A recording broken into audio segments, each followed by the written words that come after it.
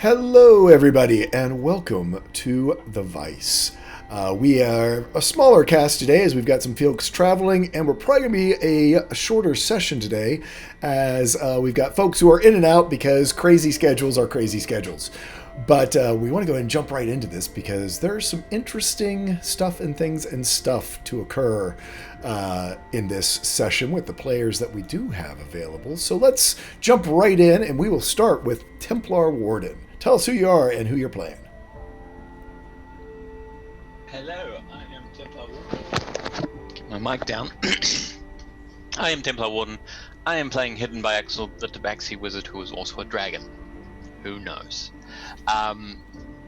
That's a recent unveiling, and now gotta see where we're going from there. As we've got a party to go to this evening. Lots of things going on. Next up, we have Tree Hugging Druid from her high-end soundstage. Hi, I am Tree Hugging Druid. I play Celia Rolren, our high elf rogue. I'm in a closet today because I had nowhere else to go. And next up, we have Good Guy Pie. Oh, I've never introduced this early.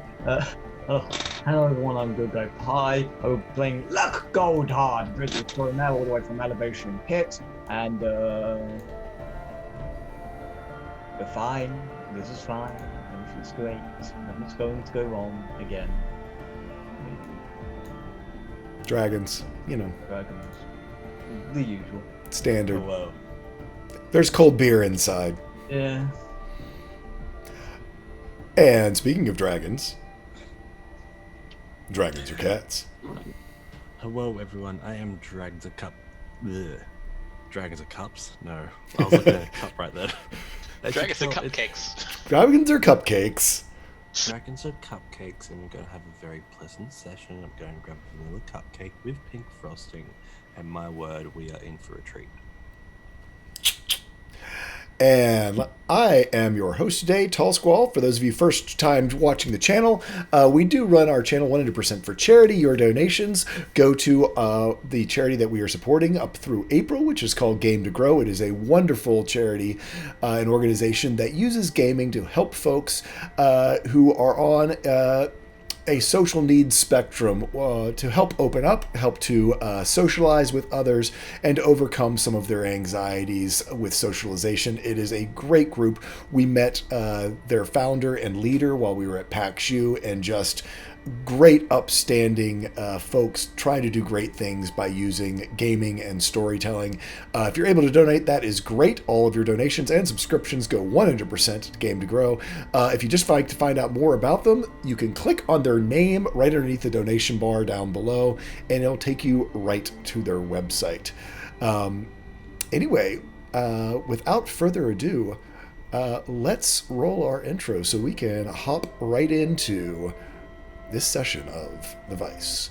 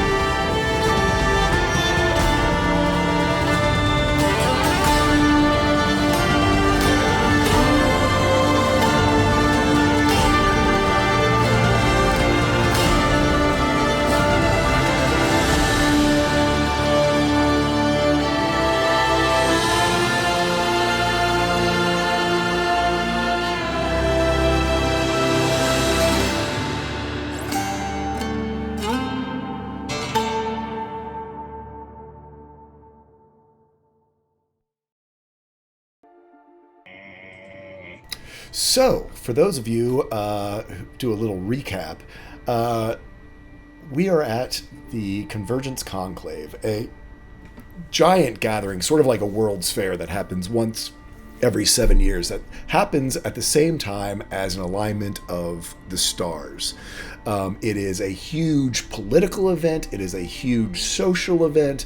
It is a huge economic event, as people from around the continent and across the whole hemisphere truly show up to trade goods, to show off their prowess in battle, to share knowledge and spells and magic. It is this huge sort of melting pot of ideas, and political alliances are made and destroyed over these 2 weeks of this conclave. The party arrived here after taking care of the Temple of Purity literally just days before the actual convergence was to happen. Most of the event sort of happens in the 2 weeks that build up to the actual event of the stars aligning. The night before is the giant night melee, which is sort of the finals. You could almost kind of think of it as the World Cup, sort of the finals of the combat games that happen here. The party bribed their way into it because they heard that an old nemesis and foe, Ryan Talia, was being wielded by who was the sort of favorite to win. That same, during the night melee, our friends at the Arcana Mystica had other plans. They basically were going to commit sort of a smash and grab into Mim's Caravan of Wonders that the party knows has sort of a secret pocket dimension known as the Twilight Bazaar, to go and try to steal 2 blades, the reforged Vorn Malak, the third of the blades of the Broken Spheres, of which Lysithea, Vidar's sword and also his Hexblade patron, is one of them. The other, Ryan Talia, their nemesis, who was in the night melee, and Vorn Malak, who originally was an axe but has been reforged into these twin daggers, now known as the Fangs of Vorn Malak.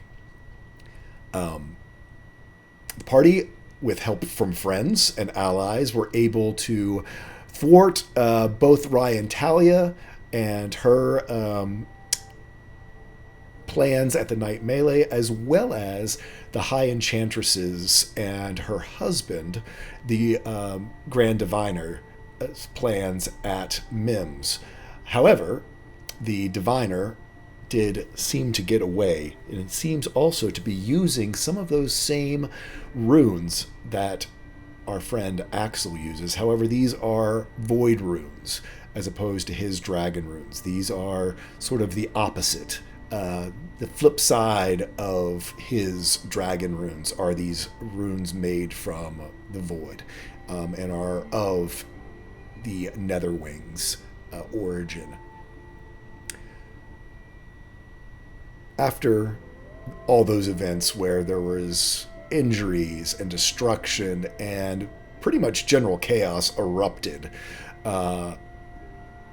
the members of Mim's Caravan, trying to keep themselves secret, and the Arcana Mystica, trying to hide their plans, have sort of laid down a cover story that all of this activity, all of this drama that happened was because of a Netherwing, which attacked midway through the fight, not because of everything else that was happening here, trying to keep some form of calm amongst the people and whatever scheming and plans that they had kept out of public view. The party headed to their friend Rian's magnificent mansion, which he has basically dressed up as a large tavern, to sort of unwind, unplug for a little while, and bid adieu to their friend Edolo from the southern continent, who had assisted along their way. As his quest was to deliver these bracers that were written in the language of storms. Using the knowledge of their other friend, Ambrose, they were able to translate those and probably got the most direct vision and path for their future as they've had in many of the different divinations and visions that they've experienced along their way.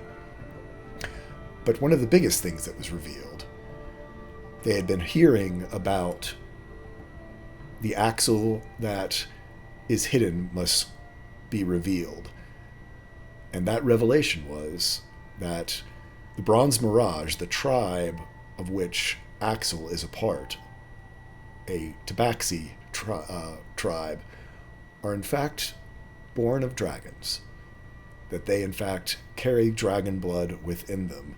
And as Axel has advanced through the usage of these dragon runes, has become in touch with his draconic heritage, first being able to attune to magic items in a very natural way, then being able to sprout wings if needed, and finally, as he is fully integrated with his draconic blood, transform into a dragon fully. It is not without risk, however, and we will join the party. After Adolo has said adieu, Axel returned to his form.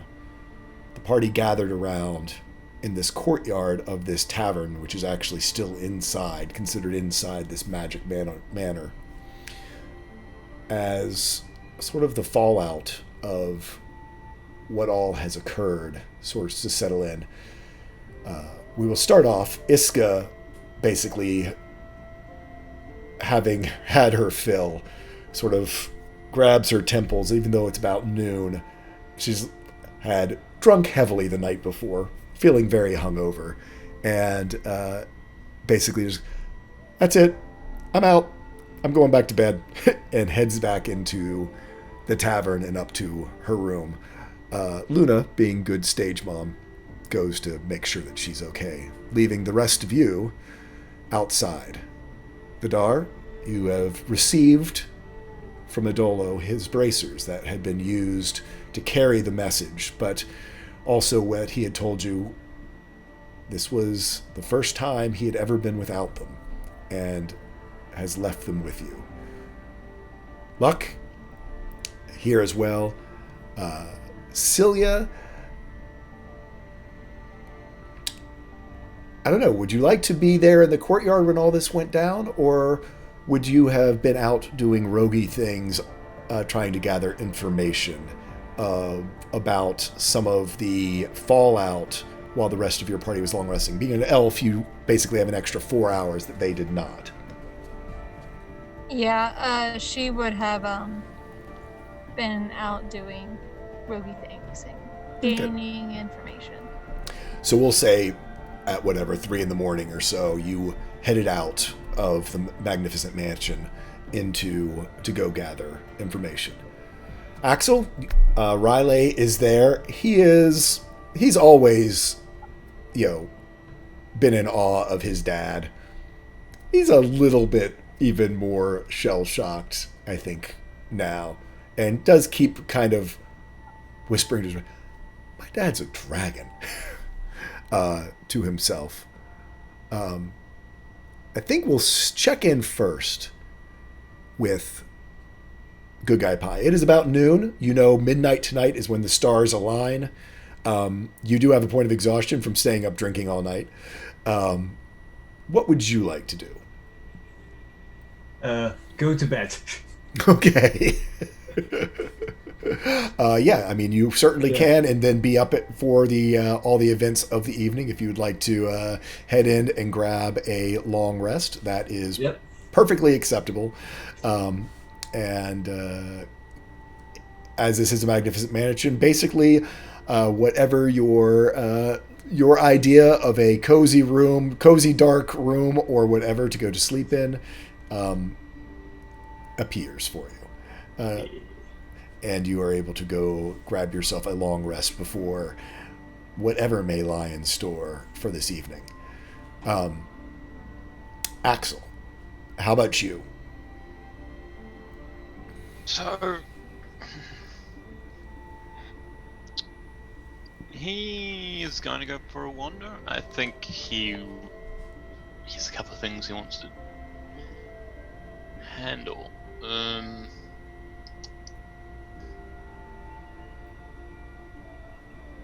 I think basic shopping at first, but also probably wants to visit the Twilight Bazaar again.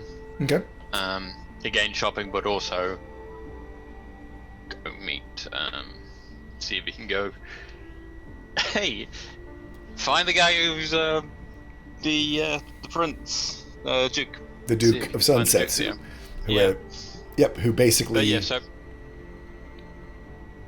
Yeah, the man who made your race, basically So Duke an of archfey. Sunset. Like, I kind of want to see him. Yeah. Yep, and who was revived by Vidar. So Ah. you are able to go do a bit of a shop. We will catch up with you in a little bit.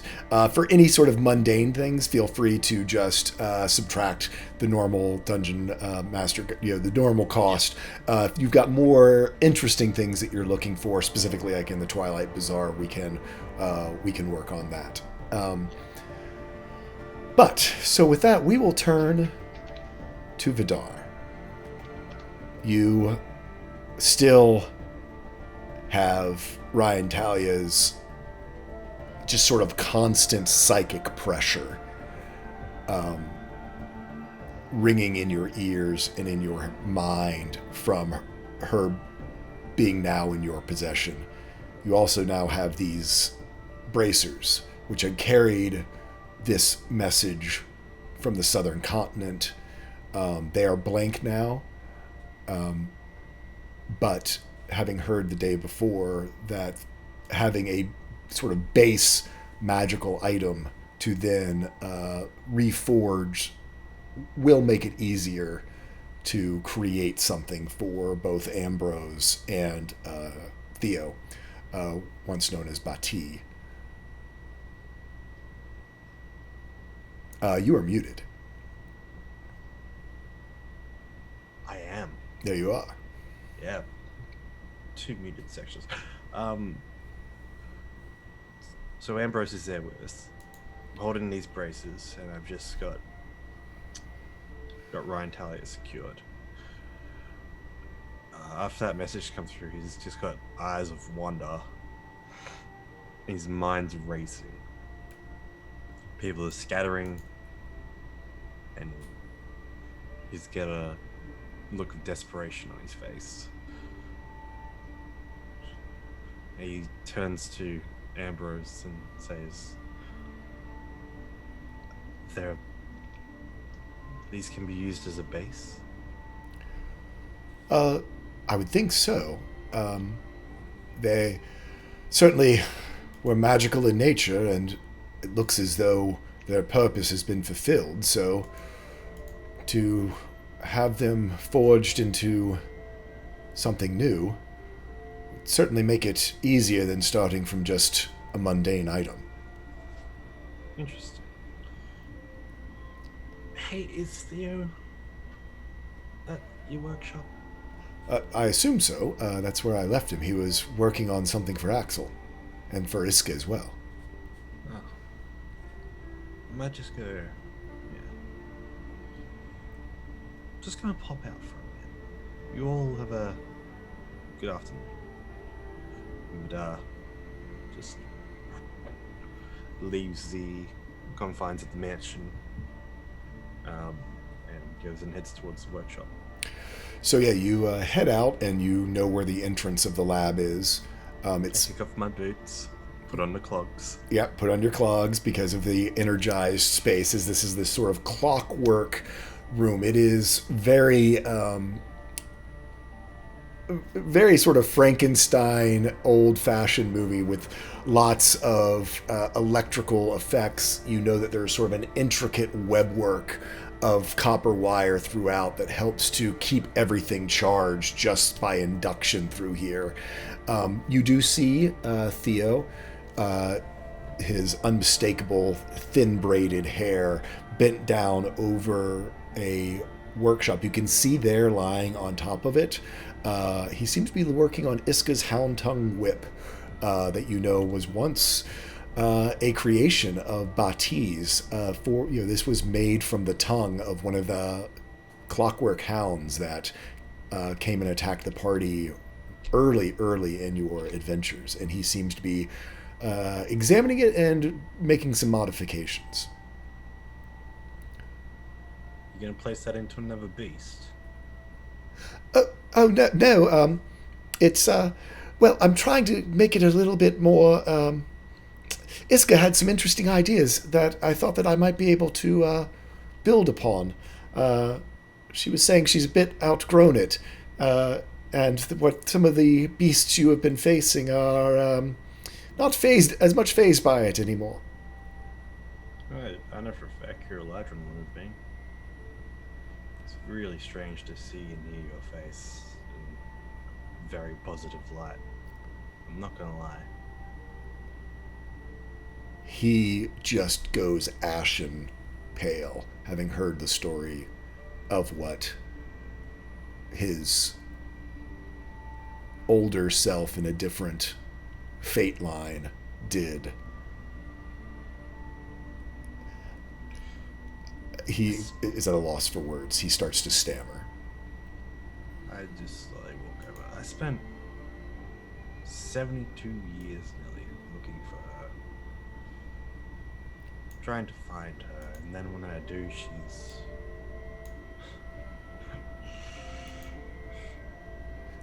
When I finally do find her, this blade, yourself, God, how I just wanted to destroy you both that day. I didn't have the pleasure, but my God, it felt good to take that eye. And this is no part of your own fault, and I know this. We all live different lives. There are many different lives and timelines that we live in. So it's just strange to look past the barrier of what once was. You see him involuntarily reach for his eye, as he still does have the one mechanical clockwork eye in this timeline.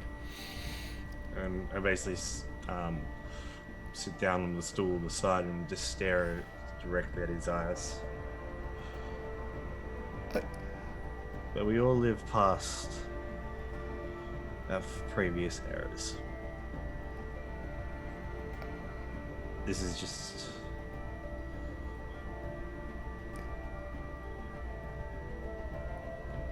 This is essentially Ishgrin. You are essentially Bati. It is Theo and Vidar and the different people.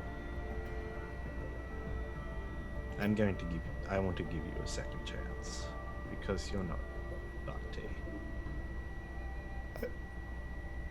I hope never to be. Theo. You're Theo. Just don't break my sword again. But technically, it was her, but I helped. Apparently. Yeah, she's another issue I do want to talk to you about. So these gauntlets. Clink. Clink. Mouse falls on the ground.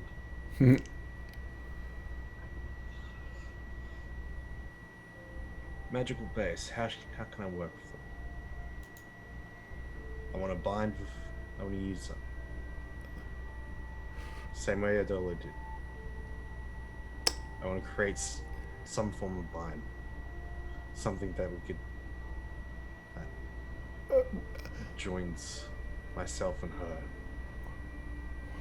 Let me take a look. I will do anything to try to start a new chapter with you. And you see him. He takes out sort of like a magical sort of like jeweler's loop, and he looks down at them, and you see his face go ashen once more. And he pushes them away, and he looks at you, and he almost looks angry. Is this a test? Are you trying to test me?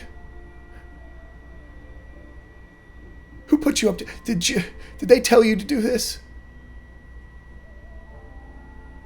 Okay, now I'm the one who's confused.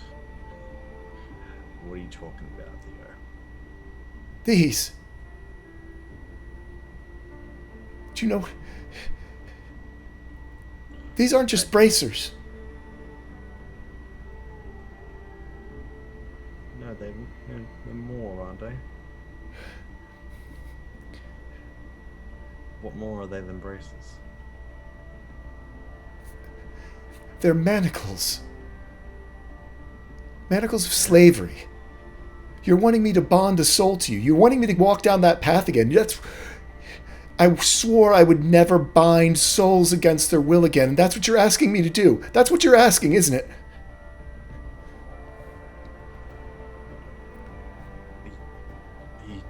To use these in a bond with her would be to enslave her. Is that what you want? No, that's not what I want. I'm sorry. I'm sorry. I didn't know that was what they are. Crap. It's not gonna work then. It's not gonna work. Forget the braces. And he picks one up and throws it across the electrified floor. You hear they sort of arc and spark as they once carried, that electrical power within them of the Arclight Phoenix. You really didn't know. I've had no idea about anything this entire time. I hardly know anything about this world other than the last couple of months. No clue. No nothing. Had no idea about anything that's been going on. Truly. Idolo was a slave. That's what these were.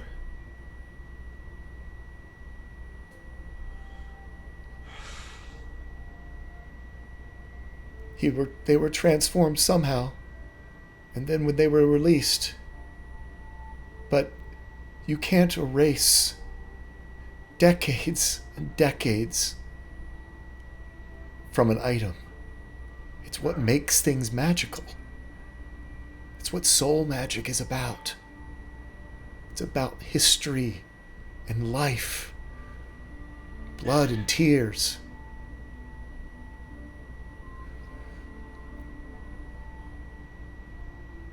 That's a very good point. Oh, there's been many tears and many blood shed over this.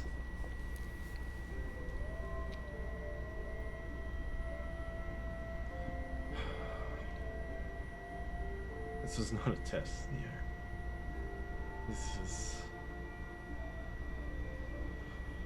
This is an idiot trying to get to the end as quick as possible. God, I can't believe I've been so rash. I wasn't even thinking. Just been so well up in rage. He puts his hand on yours. I so want to be at the end as Theo. But I can't rush things with you, or Iska, or any of you. Some things just take time and trust. And even through the days when you are reminded of just everything that you don't live up to is when you need to go back and try again.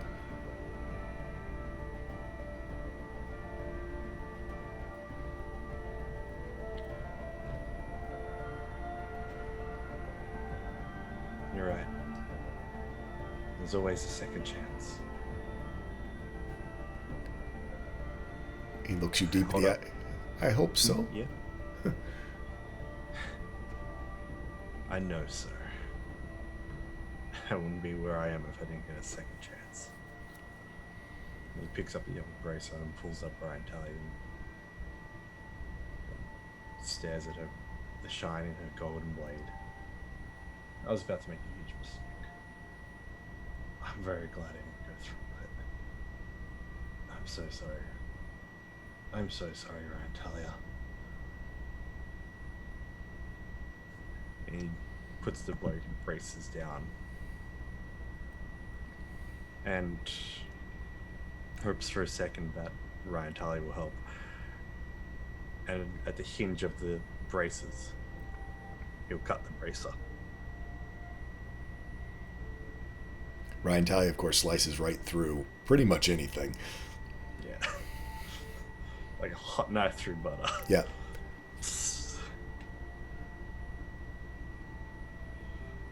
There. Now no one can be a slave.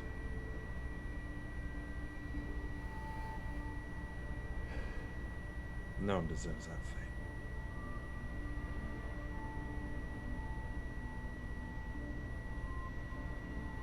We're not a slave to fate, either, Theo. Thank you for stopping me from making a huge one. A huge mistake. Thank you for giving me another chance, even though I don't know how the wrong that I did to you and Akira Lydron can ever be erased. Past lives, friend. Half the time they don't matter. Well, Half the time they do have such a significant impact that people will remember it for the rest of their lives. I mean, it was actually quite funny to see Iska fall to basically faint from her own reaction. So, but that's just between you and us. well, certainly if the story is true, one of your lives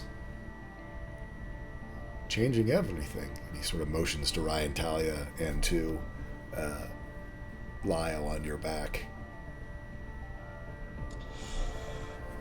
Yeah. I just need to find out what drove them apart. Hopefully she's willing to speak to me sometime in the future. But hey, if this burns away my soul, it burns away my soul. Whatever's left.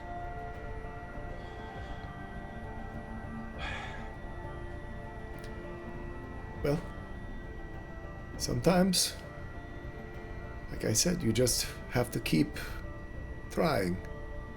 Maybe one day it won't burn quite so much.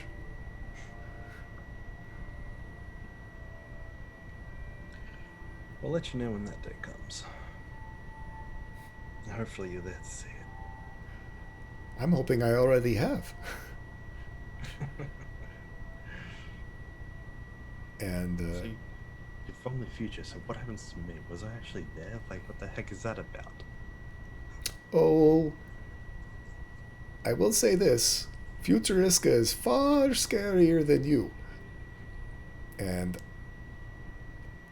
I can't tell you. I can't tell you anything. And she says, spoilers. Crafty. Fine. We just have to read that book together. Or live it.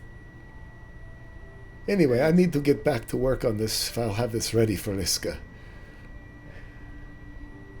Don't worry about that.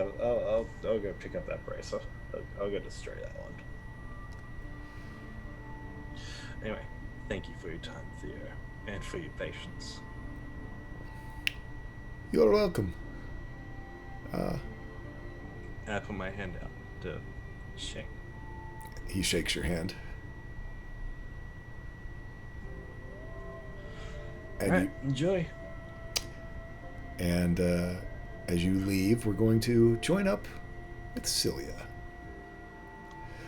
Cilia, it's about 3 a.m. Most of the party is asleep. And you are going to step out of the mansion into prime material plane back in the conclave out on the midway. And as you step through and onto the other side, as you walk through that shimmering portal, even though you saw the midway of Mim's Bazaar when you step through, where you step out is not there. You find yourself in a huge, cavernous, ornately architectural room. It is about almost 70, 80 feet across, and it's sort of wedge shaped, both in the sort of normal plan view, but then also in the vertical view. To your left, you see a huge bank of windows, almost cathedral-like in their architecture, as though this is a religious structure, but they are not stained glass. All the glass is clear, crystal clear. You can see right through it. It captures your attention as these almost 4-story tall windows look out over a giant cityscape. A cityscape of a city made of brass. The sky above is a crimson roiling red, and you can tell that outside the heat must be phenomenal, as off all of this shining metal there are those sort of waves of heat coming off of it. This whole room sort of all but funnels down, roof and walls, towards a desk at the far side. And it is not oversized, but ornate in its carvings. It is wooden. Something that you would find like in the finest estates of Balathira, some of those parties that you went to when you were an assassin of the socialites of that city. You see, sitting behind that desk, a figure. Very elegant features, as though every feature itself has been carved from stone for its aesthetics. Sort of darker complected, a well-trimmed beard and mustache, perfectly unkempt, wavy dark hair down to the shoulders, ornate, beautiful clothing, a tunic and a jacket that's been tailored, sort of open in the front, showing off a very well defined physique underneath. Colors are all in sort of deeper purples and golds. There's blues mixed in of this outfit they wear. But the thing that grabs your attention is that even though this face, in all of its beauty, the eyes are that liquid red swirling blood.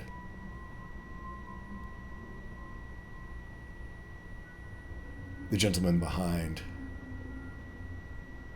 calls out to you. Ah, Celia. I figured it was time we should have a meeting face to face.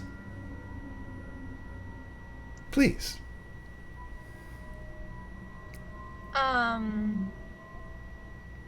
Who are you? A friend. Someone with interest in your activities. Don't worry, your victims won't bother you. They're off on another mission right now. I just wanted to make sure we weren't so rudely interrupted as we were last time by Mithrani, you are calling them, I believe. He takes a sip of some deep red wine.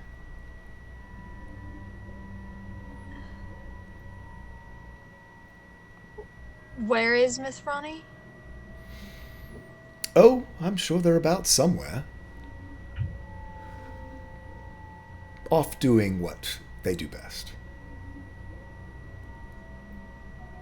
Might be delayed to come rescue you like last time, but nothing to worry about.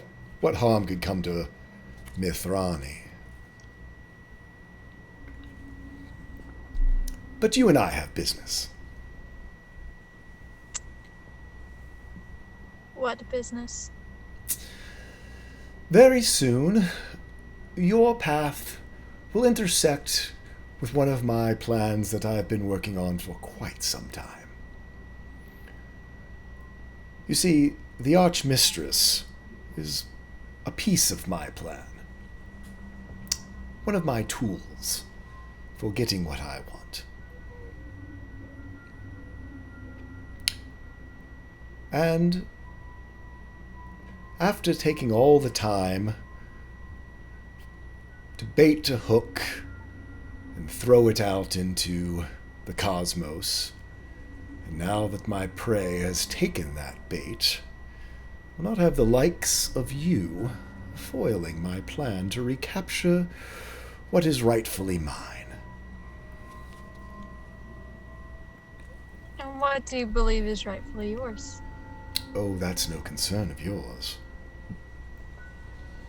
Just say that Well, what the then Arch... that just means that it isn't rightfully yours. If you don't hold claim over it, I mean... Oh, but I did. And I plan on reclaiming that, which is mine.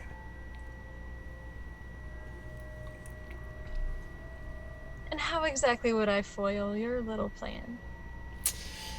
As I said, the Archmistress is a part of the trap that I've laid.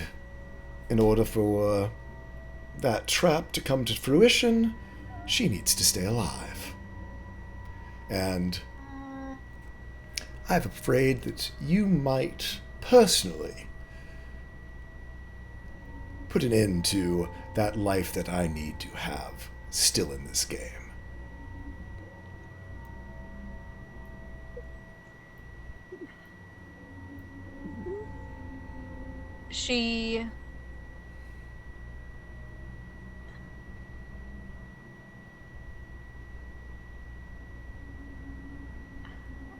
I would only be going after my own destiny. As the Blade of the Plains. Well, speaking of destiny, I don't think you quite understand truly what and who you are.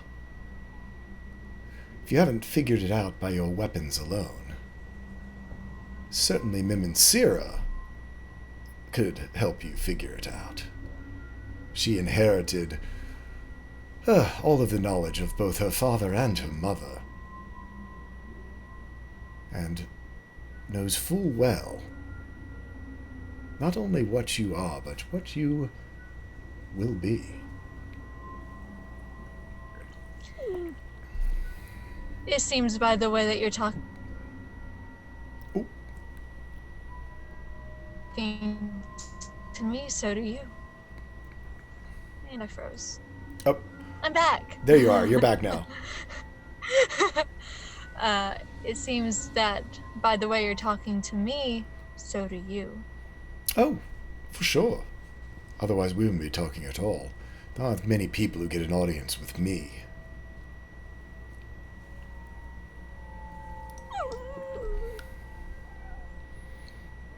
So, why don't you just tell me? What fun is there in that? And Because also, if you don't, I'm gonna go to Mims. as you should, it is her story to tell, not mine. But, as I said before, we have business. We can make this easy, or we can drive hard bargains.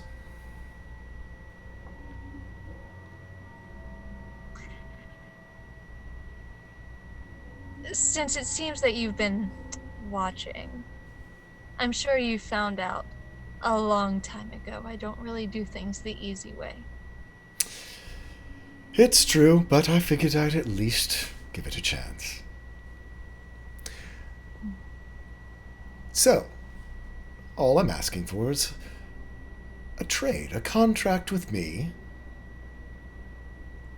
in order for me to set aside another contract that I already have made.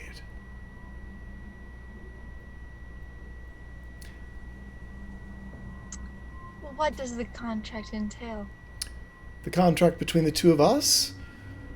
Just that you will not engage in any act that brings harm to the Archmistress. That's all. Just step aside. But you... And what's in it for me? Well, you get this. And he holds up a contract. You know, when people are desperate and without hope, it's quite amazing who they're willing to deal with. Oh, let me swap over. Hi, Alicia. Wow, we almost all landed in the right place. Hello.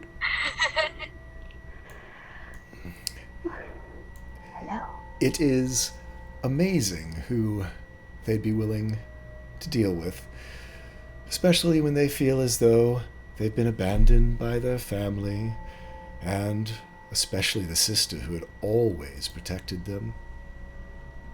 Didn't it occur to you? Didn't you find it odd that your sister was able to last so long in the choir? See, she had my help to do that. You make a contract with me, my contract with her goes away. What does she owe you? Oh, that's between me and your sister. Legal and binding in every way, her contract will be destroyed. I can even drawn it up if you'd like to take a look over it. All you have to do is sign your name. He slides a sheet of paper across the desk.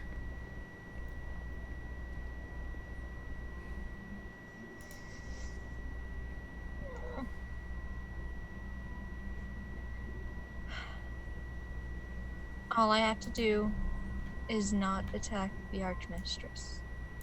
Or, you'll see in the fine print here, have your actions lead to her harm.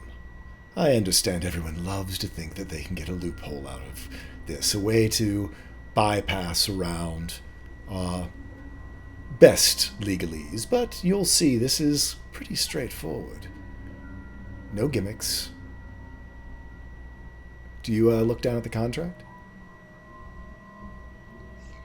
I will, and I'm gonna pull out my eyes of minute seeing Okay. and look for every bit of fine print that is in this contract. Yep. Because it's basically a magnifying glass. Oh yeah, no, and you go looking through it, and you do find there is some infernal writing in unexpected places, but they don't seem to be lying to you. Basically, it is that your direct actions or indirect actions do not lend themselves to the harm to come to the Archmistress. The thing that sort of completely takes you off guard in all of this is the signature that you see at the bottom. Because in all of its infernal glory. It is signed with the infernal true name of Asmodeus himself. You stand in the presence of the King of the Nine Hells. Oops. I've angered Asmodeus. Oh my god, this is amazing. Hey, you got the That's not the right reaction here! That's not the right reaction! Asmodeus is afraid that I'm going to disrupt his plan. That makes me so happy. That's definitely not the right reaction. We've dealt with one archdevil before. What's another one?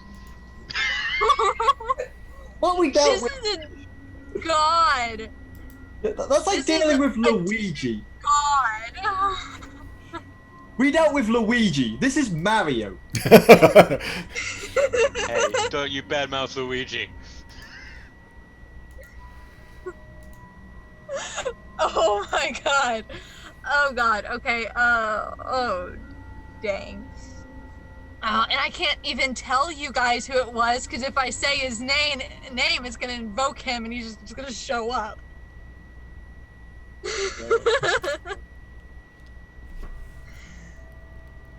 Oh god.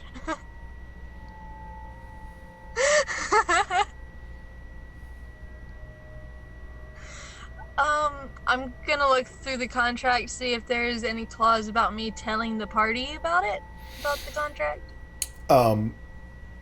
You do see that there is a binding it to secrecy, and as you know, saying his name will in fact bring him forth. Well, just bring him out. It's fine. I don't think we're the level to fight Asmodeus yet, guys. Sorry. No, I don't think we are. But we could still trap him in a magic circle. Good luck. That's wisdom. They still save against that circle, so good. He can pass the save mechanically. And it's just Alicia telling us off in silence.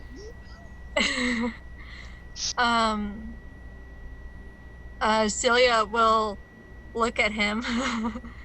He gives you say, a big smile. And you leave Tara alone? Her contract, as you can see, becomes null and void. There are no other contracts, only this one. She will not die. She will not come to any harm by that contract being null and void. Not at all. I'm gonna insight check the Lord of the Nine Hells. You can certainly try.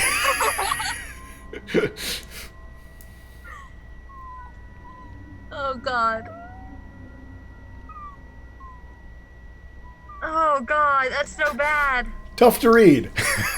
Yeah, tough to read. In your books. Oh god. Do I want to?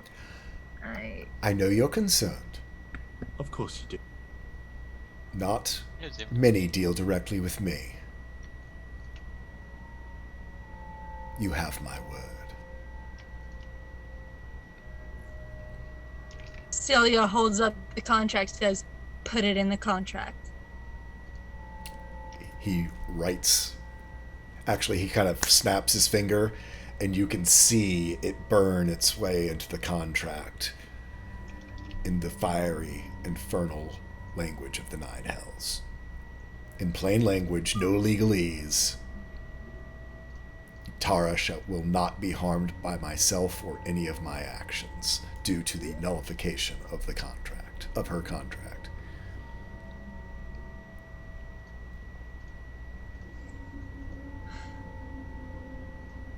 Celia sighs and says, okay. And she pulls her dagger, pricks her finger, and signs her name in blood.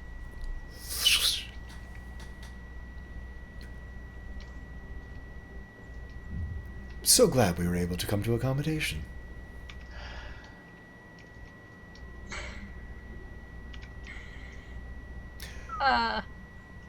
Keep your part of the deal, and we will have no issues. Devils always keep their part of the deal, and I'll throw in that your friends, victims from before, won't bother you anymore when you pass through the void.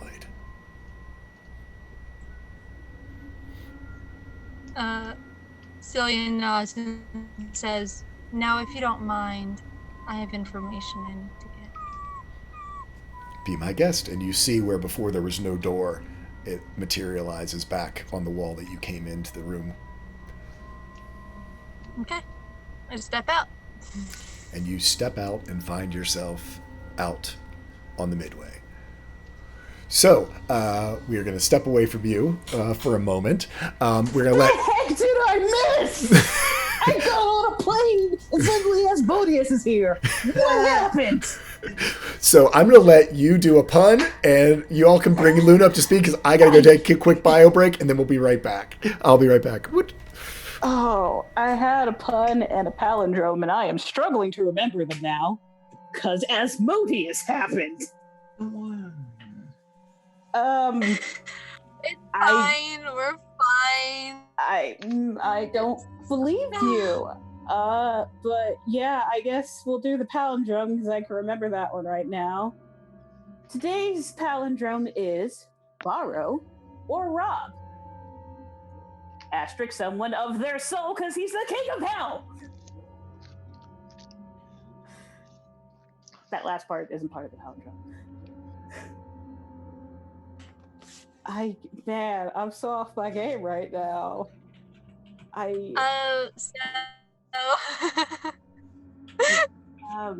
Yeah, time for... I'm sorry.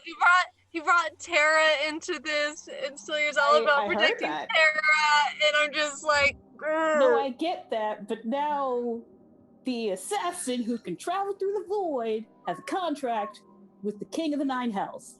Fine, it's fine.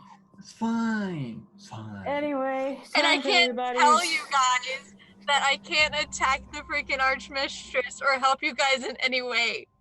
Get her. Nope, Don't- you sure can. Look, we got a dragon. It's fine. We'll just throw the dragon. Time for everybody's favorite segment pun of the week. Yay. What do you call an owl that does magic? What? Houdini. Ha ha ha ha ha ha. We are so emotionally invested in this pun right now. We're not distracted at all. I'm so about this. This is Oh, great. and now Celia it. has to go have a conversation with him Ha ha ha ha ha ha. Look, Ha ha. Find Ha out. ha ha ha. and what the heck she is. wonderful. I'll meet you on the midway. We can walk there together. We can meet up with Axel. What is Yeah. Just take a nap. Oh, hello, darling. You seem to be sweating. Is there something wrong? So, flushed. And she's like actually sweating from the heat. Yep. No. Yeah. City of Brass is not a cool place. No air conditioning in the City of Brass. Actually, we will. Celia, you can do some roguiness until morning. Till time passes. Time passes. Not to mention, time is weird when you travel through the plains. So you do find yourself sort of mid-morning, and after roll me let's see, for eavesdropping, we know your stealth is good, so we'll just do a perception of seeing what you're able to pick up. On a 23, you very much can smell the cover-up that the Arcana Mystica is doing to try to absolve any sort of connection between the Enchantress and the High Diviner. It's not the High Diviner. The Diviner to the High Enchantress and the Lord Diviner to what occurred here. almost by accident, have also smoothed over and covered over any of the party's involvement. Everyone is pointing to this nether wing appeared, was somehow angered and appeared because of the celebration of the heroes of East. And it seems to be sticking pretty well. You can, with a 23, and because you've been around Balathira, you can tell the identical responses from multiple people have the fingerprints of someone modifying folks' memories to events that they might have seen or overheard. So this is both a mundane let gossip rule, but also there is a magical twist to some of this to hide the tracks of what occurred during the night melee. As you are sort of heading back towards the midway, towards Mims, you actually do bump into Vidar coming out of the lab, and Axel, who was also heading that way, as you all are sort of all looking to regain entry into the Twilight Bazaar, which you know is not necessarily a straightforward piece. If I recall, Riley had the ruby key, but certainly could have passed it on to Axel. Yeah, no, Axel would have asked for that back. Yeah. So, Darling, hello. You're looking a bit sweaty. You flushed? You've been doing sit-ups? Yeah, I was just practicing, Oh. doing what I do. Yeah, you don't look up that much of a sweat. So last time I saw you, you were sort of like pulled into void. You're okay? Just kind of worried after all that. Yeah. Okay. Yeah, I'm Also, okay. great timing, by the way. I didn't know what I would have done if you hadn't shown up with it finer and all that. Oh, Yeah, if there's anything that Miss Ronnie has, it's really good timing. Hmm. I mean, yeah. A little bit, yeah. If not, then he's just taking weeks away from us, just throwing it out there. Happens. Okay, so let's go inside. Hopefully they clean things up a little bit. So Luna, just letting you know, I parked you, Lily, and Iska. Iska went to go sleep off her hangover just for convenience. You and Lily would be there in the tavern, the magical tavern, the magnificent tavern. Anything that you would like to do? Luck is taking a long rest to get rid of his point of exhaustion to get ready for the night ahead. We can turn the camera before they head into Mims, and just in case we're thinking of heading that way as well, and to join them on going to Mims. Yeah, sure. I join him since Luck is going to sleep it off anyway. Join him.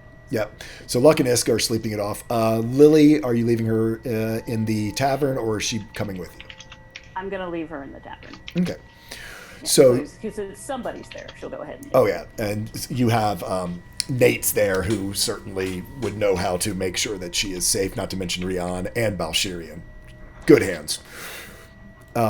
So the four of you make it down sort of into the long vendor sort of alley there that's covered in the tents and hanging tapestries everywhere.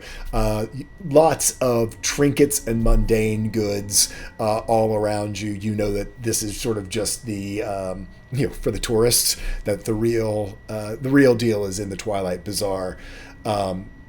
Quickly, you are able to ask around, certainly amongst the other Genasi that you see can point you to the correct tapestry of the day for Axel to invoke the key and step through into the Twilight Bazaar. You do find yourself, let me get the music changed to Twilight Bazaar. You do find yourself again in this magical space. It is far more put back together just due to its inherent magical nature than the outside world is right now. These towering sort of spirals of woven magic up over your head. You do see some of the tabaxi from the Leaping Lion are over on this side. They are a much smaller presence than the last couple of times you've been in here. It is before was always sort of this big sort of show almost constantly happening in here of the Genasi fire dancing and doing elemental dancing, and the tabaxi doing acrobatics, and the griffins overhead painting fireworks in the sky. That is, this sort of perpetual twilight sky overhead. Toned down, not completely missing, but a lot of people seem to have been enlisted into both assisting inside the Twilight Bazaar and also out on Mim's mundane midway, so to speak. You do know Mim's tent in this area is the tent all the way up beside the big top, and if you all would like to head there directly, or if you would like to stop along the way looking for at some of the magical vendor places, we can that is available as well. I think we can shop afterwards. Well, the only thing I want to do is, I know that Axel Templar has to leave early, is the earliest one who has to leave, so is there anything specifically that you're looking for or want to take care of, or do you want to talk to the Duke? Is that your top priority? I would like to talk to the Duke. I can just sort of send you, hey, he's going to look for this Okay. magical armor or something. So, you guys head into Mim's. You walk into this familiar space. For being a tent, it barely looks like one, other than the fact the walls are fabric, but there are so many beautiful tapestries in here that it's almost impossible to tell where the tent stops and the tapestry begins. Fine furniture laid on top of beautiful woven carpets. You do see her rather ornate wooden desk is placed there. There are multiple beautiful exotic birds on perches around the area, and you see, instead of her sitting at her desk, you can see the Duke is sitting there, not so much as a position of authority, but as it seems to be probably the most comfortable chair in the room, with a high back. He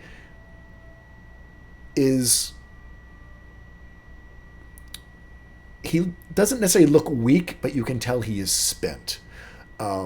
This is someone who's recovering from a grievous injury or a long illness and is not completely recovered yet. The closest thing the party would kind of associate with was when Axel was recovering from his divination back at Grom's Tower. He's awake, he's aware, but you can tell weakened, which, because he's a archfey, there's that. He's weak for an archfey. He's still an archfey, though, type idea. So, we're going to, again, just because of Templar's time, we'll go ahead and start with Axel as you come in to this scene. Mim sort of nods to all of you and starts to, can I get you refreshments? If you would like to, it's very nice to meet you again as well, by the way, and I'm glad you're both okay. Sort of chaos yesterday, didn't get to say that, but that's today. It was a bit brisk, touch and go there for a bit. Yes. Yeah. I tried to warn you. I don't know that worked out well, but it happens. A lot. Yes, it seems like we had multiple different fates and visions sort of all collide in one place. Yeah. But I got my father back, so I'm in your debt. All of you.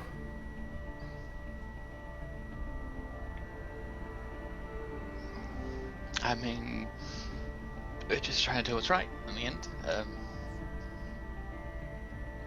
That was, yes. If you guys want refreshments, or not, I kind of just want to talk for a bit. Water, tea, whatever you would like. I can get Water, please. gets water. Yeah. With Luna, I think she probably remembers that Still you drink early. water. Yeah. Looks to Celia and Vidar. Just teeth fine for myself. Damn it. Should have I taken advantage. need the strongest with the. That kind of day, dear. Okay. And she goes off and she looks at you It's always twilight, so in it's fine. your eyes and almost gives you a knowing nod. We'll have a chat and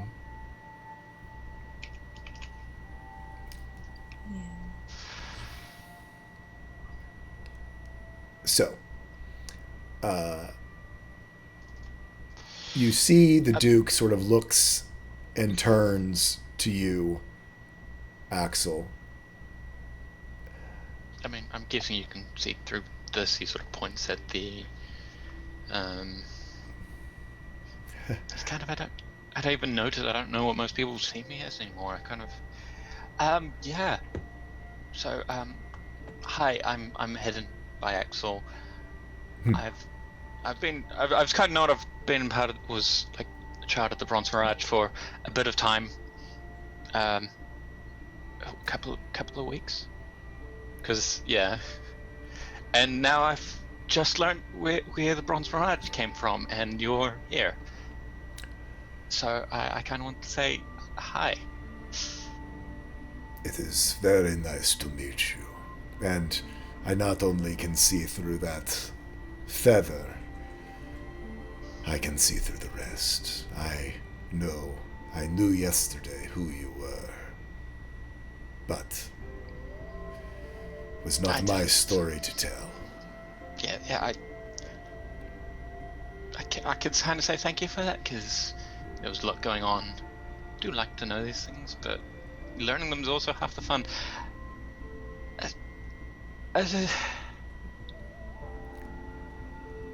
Your tribe was a very special one, tasked with incredible responsibility. While I made... So Go ahead. he sort of reaches to his belt, where of course he keeps the non-existent tangle in the weave, Yeah. not in the weave. Yes. It was always meant to make its way back into your pride's hands. And now you are hidden no more. Yeah, bit of a shock. It's strange. There's a lot going on about who I am and what I can do, and you sort of were, you helped create my people, and you were, from what I understand, you're the patron for so many of the tieflings and everything. And I don't know if you actually met Riley, but I have my own son in a way, kind of, if you hear what I mean. And I'd like maybe some advice, or tell me something about the Bronze Mirage as what kind of family, right? Well, the Bronze Mirage, as I said, they were tasked with something no dragon could do. They needed to move stealthily and quietly into the places no dragon could go, but needed to have that bond that is a part of being made and of the brood of Shimandala.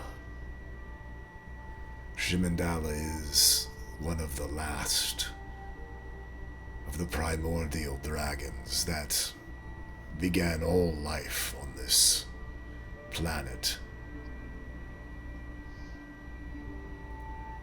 It is because of Shimandala's unique witness that I was able to form your tribe. And while I formed other tribes of Tabaxi, they were not from dragons. So, the Bronze Mirage is unique even among the Tabaxis of the northern reaches, closer to where I had settled in Darixus. Yeah. And you have brothers and sisters in the Mirage who still wander and explore the deep and mysterious places of the southern continent. Their mission didn't end just with that book. I kind of always knew that because it was just, yeah. Because as I remember, it was just my parents who were there and a couple of others on to find the book. And now the book's found, and needs to get its use put out. And yeah. This son of yours that you are concerned about, how is it that I can help? I mean,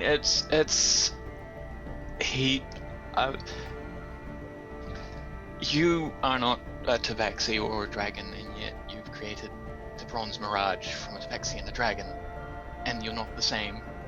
And sometimes I don't understand how to connect to him, and he's come as fully formed. It's dad troubles, and he's a creation. And how is that? I kind of want insight if you could offer me any. Panicky dad attack. Yeah. Well.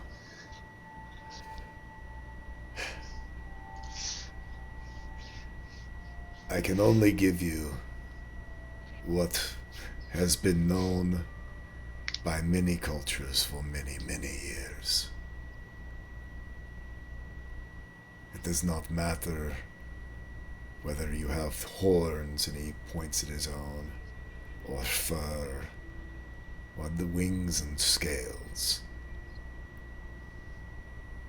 The way you connect is through your soul. And it is in those connections that all beings are the same.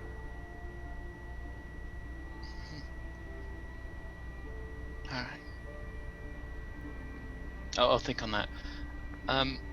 Now, because you mentioned it, completely tangent, what happened to Darixus? Kind of had theories, but we didn't really know. I thought, somebody was using Telbanation Network to drop magic in there so it all blew up or something. The Arcana Mystica cut off Darixus from their teleportation network, but they did not understand that the network was running on the ley lines of this world itself. And just like when you build a dam and don't have any relief for it, all of that pressure builds up. So when the Vice and the Midnight Weald was breached, the backlash of that power not only flowed to me as an anchor of chaos, the last remaining one, it also broke that dam. So it intensified the result 1,000-fold. I would have been able to contain it had it just been me. But, as you have often suspected in your theories, all of this came to pass because my brother ordered the destruction of the Chaos Weave. But you can't destroy the weave, you can just create a dam. And for millennia now, All of that chaos has been building up, just waiting to return, and for someone to grab a hold of it and wield it. The question is, who will that be? Well, Netherwings, yourself, and a Glyphscale. Or the people here, actually. There's actually a lot of opportunities here. It's a lot of things that you just did that give me lots of ideas. I like talking to you. Well, yeah. I will be here to help as much as I can, but I think that my attention might be focused elsewhere for a time. Yeah. Everyone's busy. World never ends. Never stops. Does end. It has happened before, according to Vidar. But things keep moving. And that actually makes sense, and I need to go look at my diagrams about the balance of magic and the weave and how it does and doesn't balance. Do need to look at that. Is there anything else? I've kind of had my talk, and do you want to say anything? At some point I'll have to tell you about the creation of this sphere, but that is a story for another day. That is a story I would like to hear. Right. Cool. I need to go shopping and get things ready for this evening. Thank you for your time. And yep. I'm assuming that you're also making your exit as a player, so... Yes, I do need to head off soon, yeah. We will let you say your goodbyes, and we will shopping. swing around to everyone else as you head out to go shop. Yeah. Hello, I am Templar Warden. I was playing Hidden by Axel, the Dragon Cat wizard, who is now trying to understand everything again. Because that's how it works, right? You understand the world and then it all shifts on you. You may find me anywhere on the internet as Templar Warden. You may find me on Twitter at Reynard Templar. You may find me and of course everyone else here and people in the community in our Discord, which I will link in chat. And enjoy the rest of the Vice, guys. Bye. We will see you. And I'm going to swap us over to 5cam and get people in their right spots. Okay, this is weird. Oh, no, there we go. Okay. You're going to be Axel for a second there, Luna, until we get onto this next piece. So, we are going to quickly zip over to Celia as Mem comes back with her whiskey.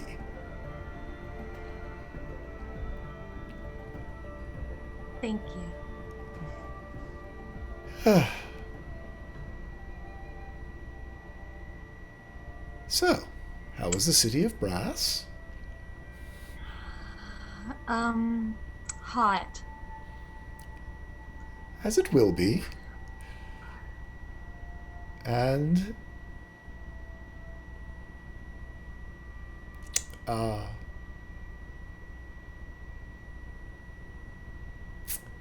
well, so you've been with esteemed people.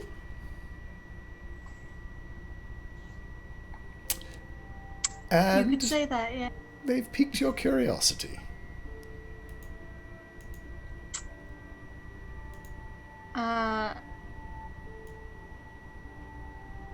There was something that was said that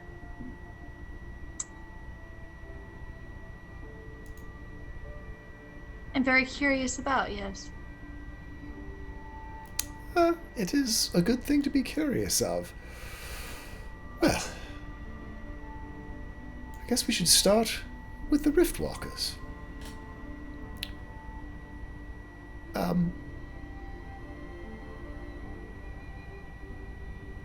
The Riftwalkers is actually an ancient term for the role that you are filling. It is what they called themselves long, long ago. And before they became corrupted by the power that they found themselves wielding.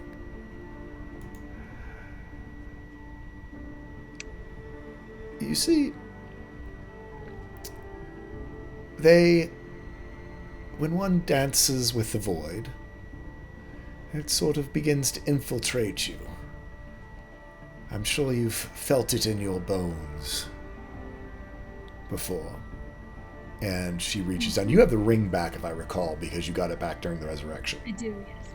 So she points down to the ring, and she touches it for just a moment, and you can see sort of a flare of sort of the void from it as she just barely touches it. But the big thing you notice is there on sort of either side of the ring, that void energy that you've always sort of felt deep in your bones when you come out shines through from your bones. It's almost like you're seeing with an X-ray for that short little small amount on either side of the ring. The void eventually will always be with you. But it's the power that becomes the problem. You see, as the Riftwalkers, and I'm sure you've seen their realm, they became hunted. Hunted by science across the cosmos, by science, by religion, by crusades, to be wiped out because of what they were and what their purpose was. You see, the Riftwalkers, as their power grew and the fates ebbed and flowed and fortunes of different people, they were no longer known as the Riftwalkers. Most everyone everywhere knew them as the Grim Reapers. But when they would step from the void in their cloaks, bones shining through from underneath their flesh, people knew that it was death that had come for them.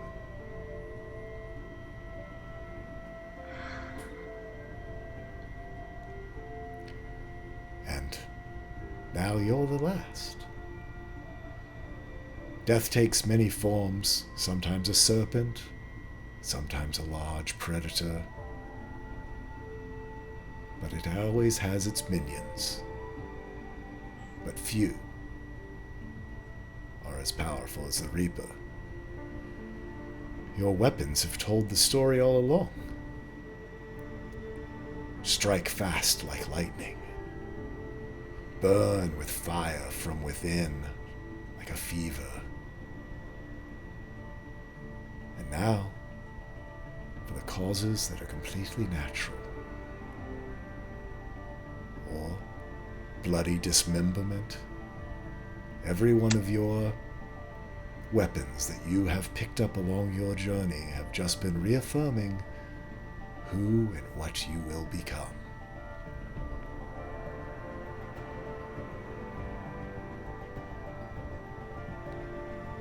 And why was I chosen for this? She sort of laughs. Isn't that everyone's question? Why me? Who can say? But here we are.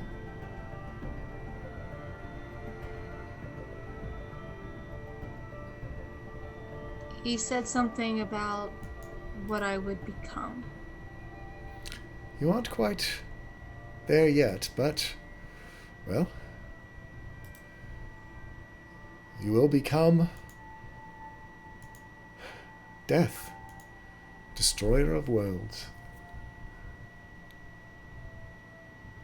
whose reach can neither be outrun nor stopped once it has been assigned its task. I'm sure whatever your esteemed colleague was interested in, it was to assure that you didn't fulfill your purpose with someone who was a part of their plan.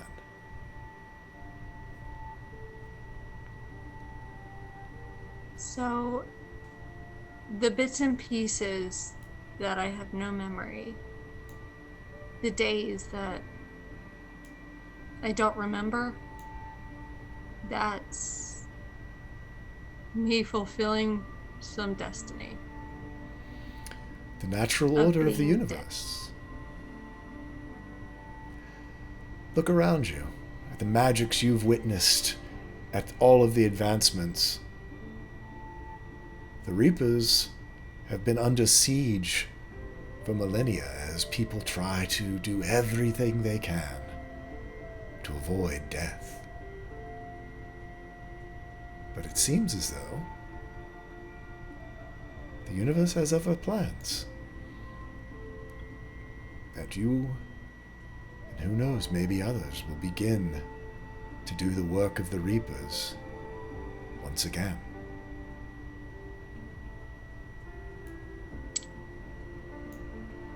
And who is Mithrani? Just He another, put quotes around his. because Mithrani is just how you see death. I believe your Tabaxi friend sees death as a serpent. You, who slink through the shadows, have always seen death as a predator. As a cat who strikes out of the darkness in the night, smooth and graceful, without fear. So, if Mithrani is death, I had to fight death in order to. Ascend? Why, Yeah. yes. You did.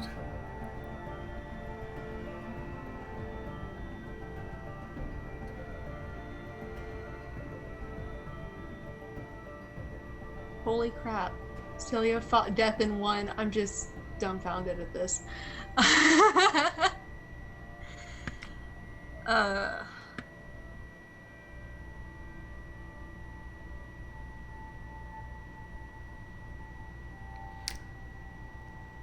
Do you think history is going to repeat itself?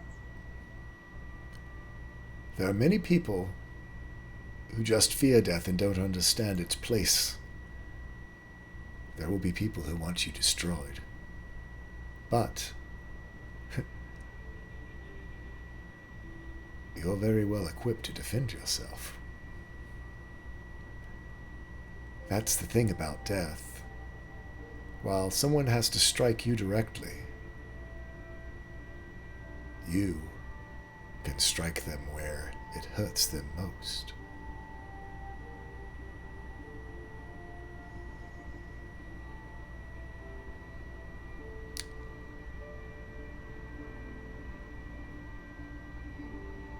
This has been very enlightening.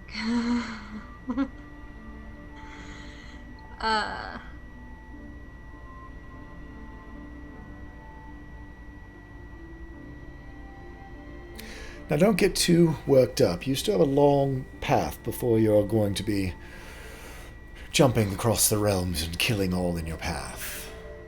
The trick is to not become corrupted along the way. You can fall just as easily as the others did.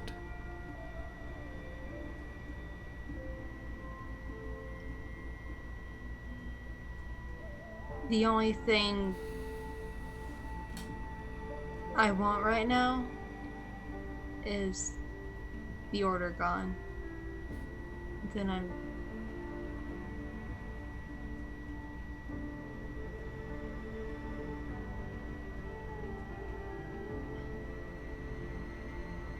I don't want to...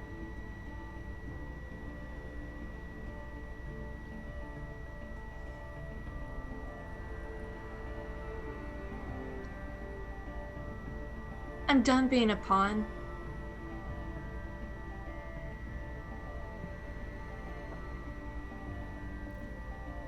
That's good. Death shouldn't have favorites. There may be a time coming soon where you'll have to strike down one of your own.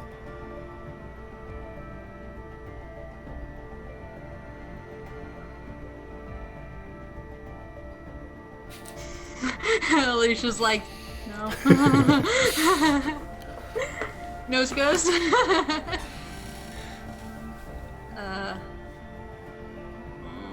Celia looks to Mims and says,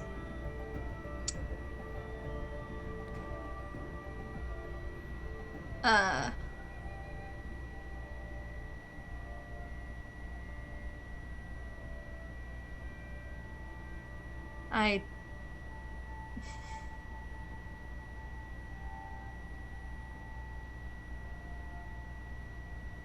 hope you don't mean any of my friends, because they're more like family. Who's to say? You can't have a hint?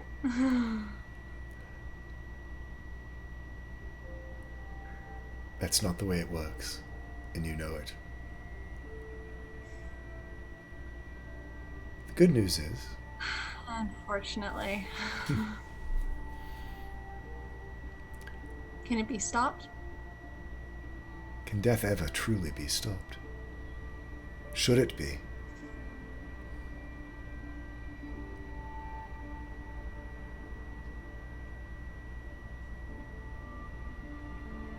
No. And see, now it becomes clear why you were chosen, dear.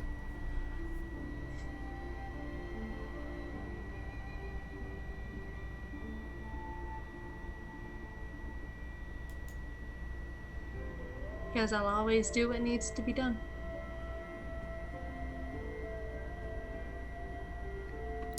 It can be a lonely road. And Celia just chugs down that whiskey.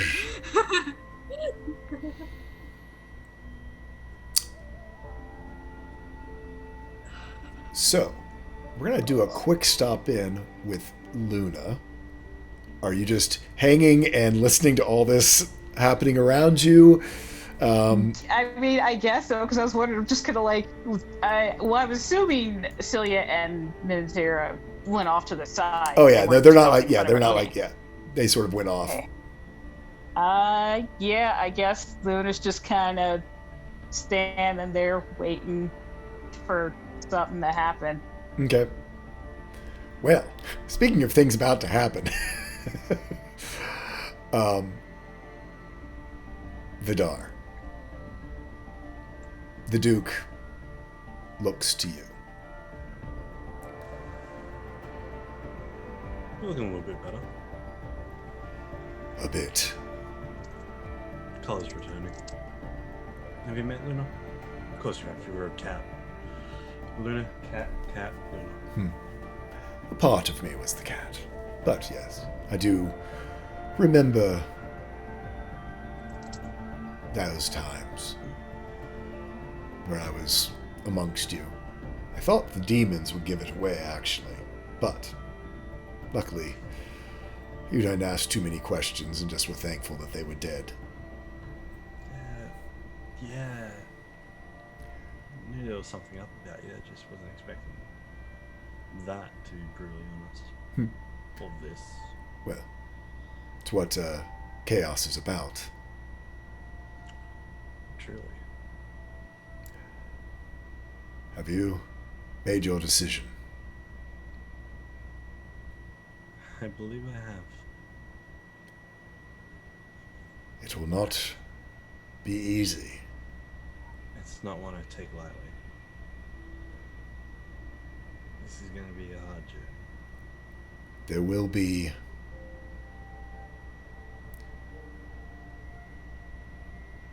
hardship, and while you are working on trying to forge a way with Ryan Talia, you will be without a patron, truly. I will be able to bridge your magics, to be a conduit, but you'll be neither bound to a blade or bound to an archfey. You will just be a conduit for magic. We can talk about the mechanics of that afterwards. Because in order to even begin the path with Ryan Talia, you will have to part ways with Lysithea, at least for a time. Yes, I figured as much. So long as Lysithea still has my back, still has all of ours. We are soul forged. I don't think thick and thin, we're here for each other. I don't think you could get rid of Lysithea if you tried. Damn right you couldn't, you hear in your head. I'm not looking to. On a serious note, and I look back towards Luna. If there ever comes a time, Luna, where you think this might get out of hand, Then I'll Really? kill you. if it gets dangerous, put me down. Yes, that's what killing implies. Done. Oh, I thought you said you'd tell me. Right, no, sorry, I misheard you. Oh no, kill. A little stressed, sorry. Yeah, no, kill me. Good, good. Then Luna looks oddly conflicted for a second. It's just like, wait, I'm doing what you want, but it's hurting you, so I don't know how to feel about this request anymore. Look, anyway, I have a feeling what's going to happen is I think a portion of our glitter friends going to come back. I need to make some peace.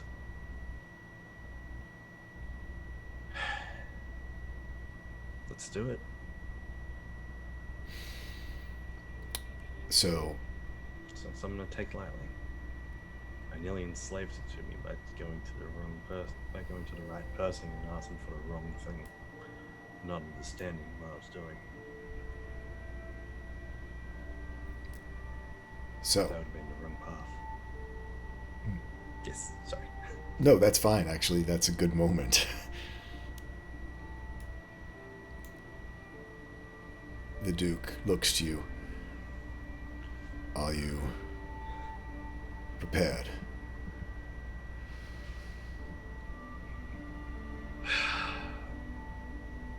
Yep.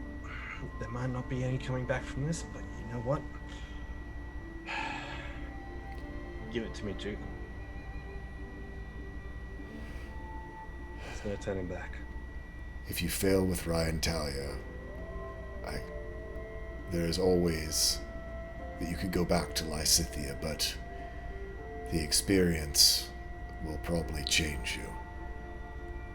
Once you start this path, I think your only salvation will be by completing it.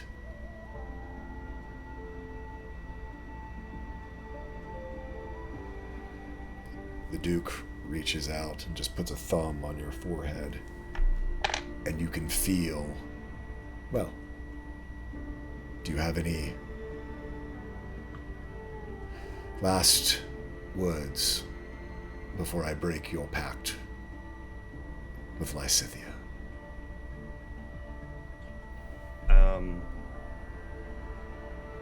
If Celia is in the room, then look over to her, and then speaking to her, and then speaking to everyone else as well through the telepathic network. Nobody lives forever.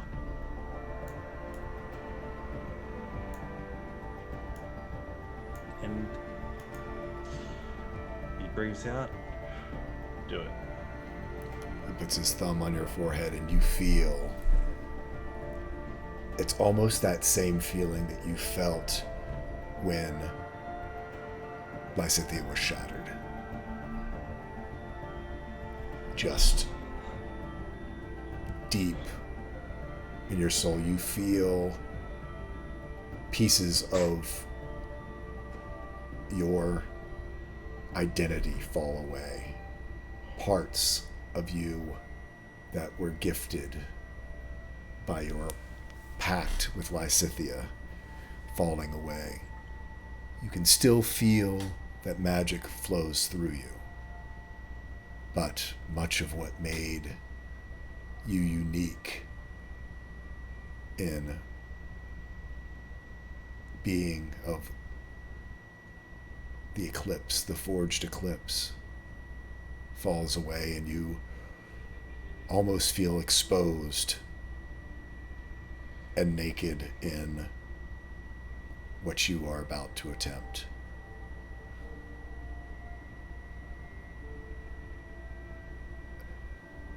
Now it's up to you and her.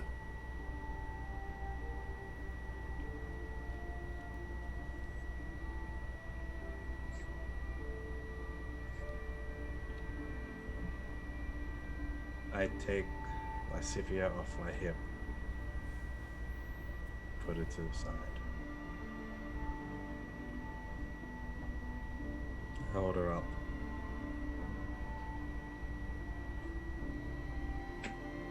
I just look to her and say, it's a new dawn. Come on out and shine bright, Ryan Talia. Please.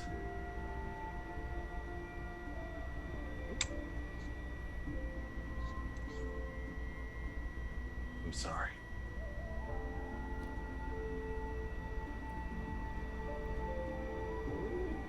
Do you begin the ritual to try to bind her as your backpacked weapon? Any preparations you would like to make before slipping into the trance to try to do this? I ask Axel if he's still in, since he's still in the room, to just watch over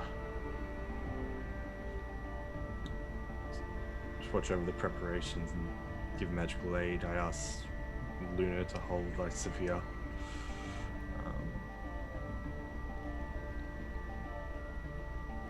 I send a psychic message to Lux, just saying, yeah, big guy, gonna come back a bit differently.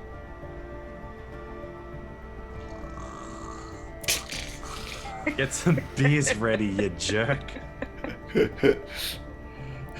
I think when all of that is happening, Luna, holding Lysithea, is going to look at everybody there, think for a moment. I think I'm the normal one. Yeah. Pretty much. Everybody else. Yeah. Wow. Pretty much. Relatively speaking, she is. Relatively speaking, you very much are the normal one. All right. Okay. So do you slip into the trance? Kneel down, laid in front of me, close eyes, and just let the magic take effect. Just whatever happens, happens. Okay. You close your eyes and feel yourself sink into that trance-like state where you've communed with Lysithea before, spent many a night telling stories. But this is very different. Whereas before, it was these peaceful moments sort of in the moonlight, your pulse immediately begins to race. And you find yourself just sort of amped up, your heartbeat starting to pulse almost as though you are a small, oh so small, prey for a large predator. As you open your eyes within this visionscape, it is a familiar space. You find yourself out in this rocky landscape, barren, desolate, charred.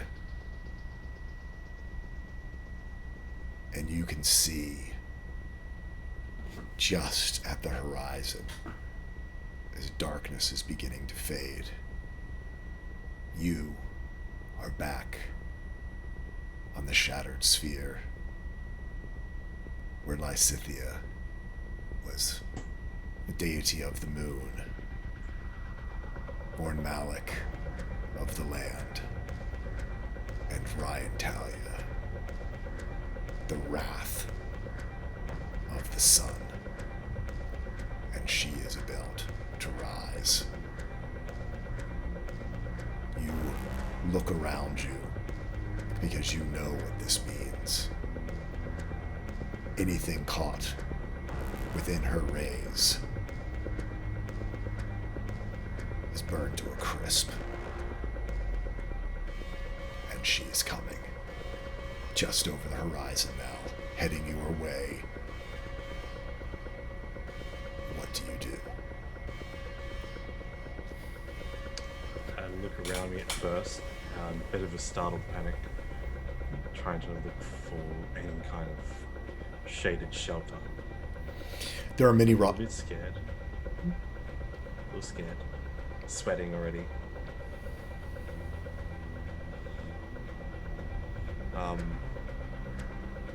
Beginning to turn and head and run towards some of those rocky outcroppings.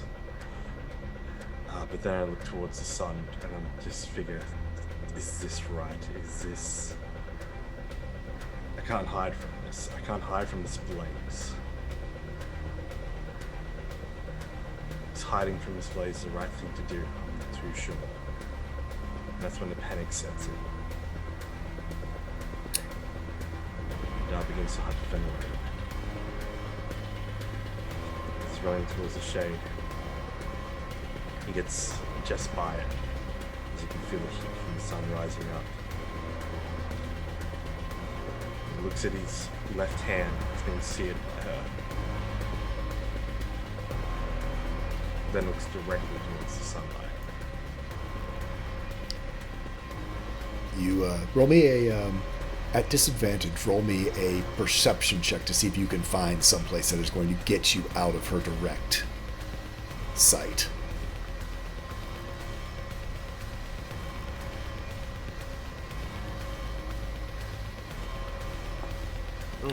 On a natural one, you run and you think that you've found a spot. It looks like a dark shadow.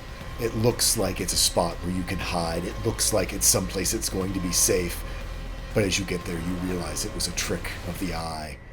It was a charred place where a large creature, probably Leviathan in size, has been burned to a crisp, and it's just left this inky stain that looked like a shadow, and you find yourself exposed, looking towards the horizon as Ryan Talia, the wrath,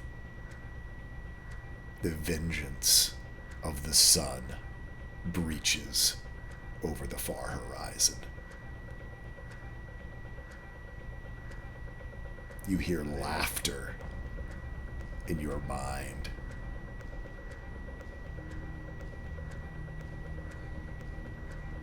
I begin to scream out into the burning radiance.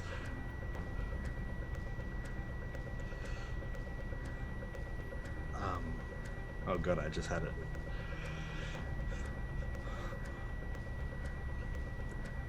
Screams out, "You're right. There is nowhere to hide."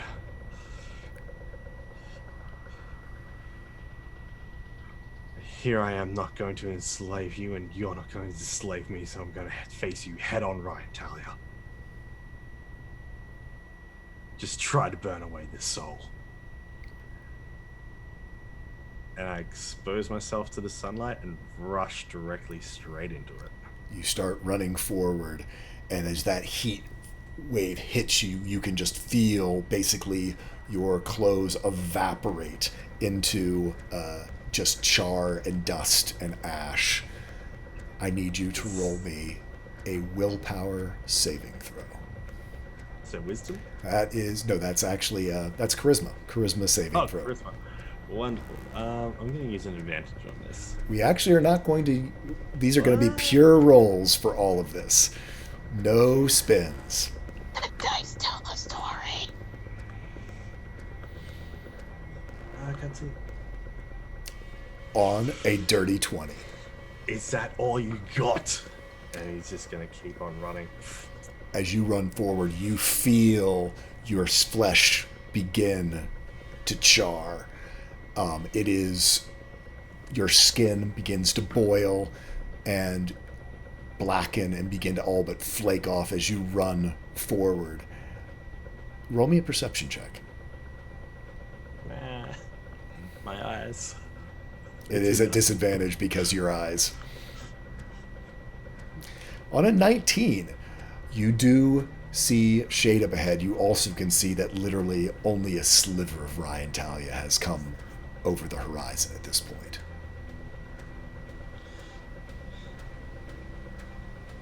Do you hide or do you keep running towards her?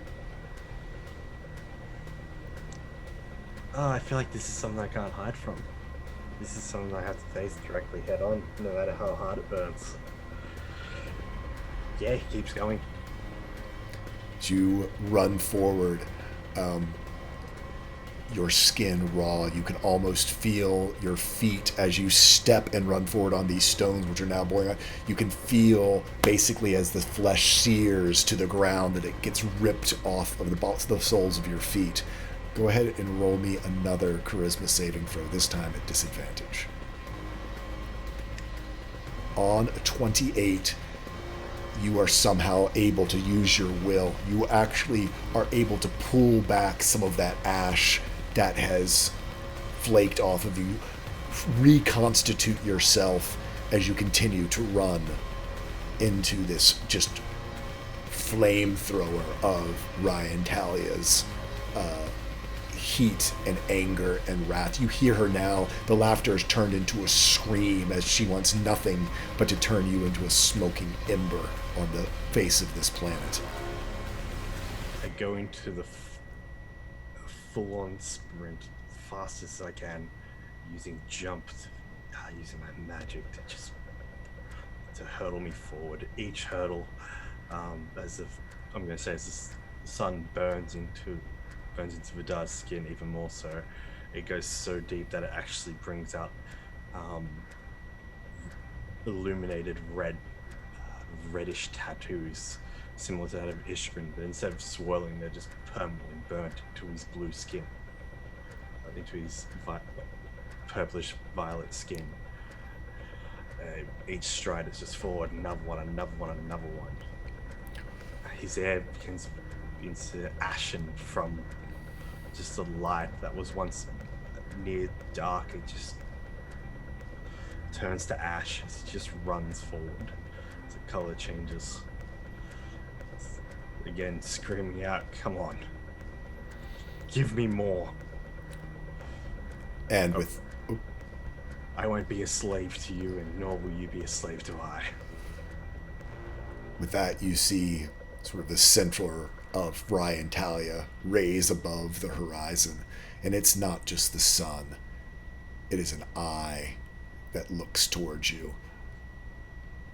Fury and anger. I need you to roll me another charisma saving throw at disadvantage. On a 14, as you look into that eye, you feel yourself just get overtaken and blown apart. Do you have any last thoughts before you are dissipated?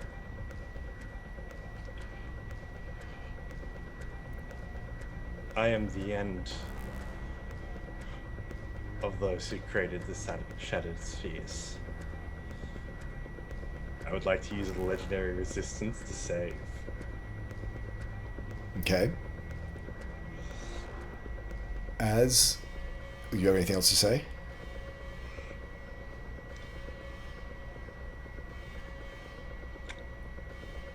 That's it. You hear a shriek in your mind. You dare to bring that filth of chaos into my house of order. You defile me. You are not worthy of me. Your chaotic brain and thought are as of nothing to me. Don't you dare come here with that again. And you feel yourself evaporated and thrown out of the ritual and out of the vision. Back in the real world, the rest of you see Vidar fall backwards from his knees, lying on the ground, smoking, steaming, as though from great heat. And Vidar, I need you to roll me a hit die.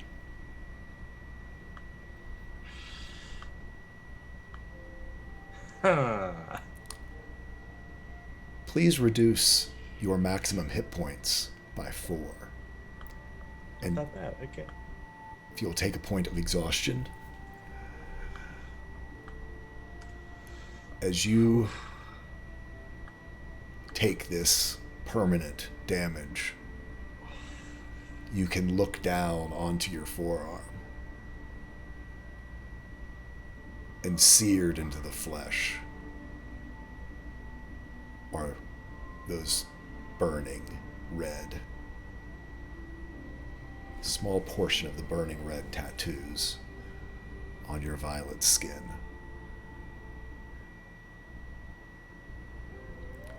In front of you, Ryan Talia has basically burned her way down into the floor.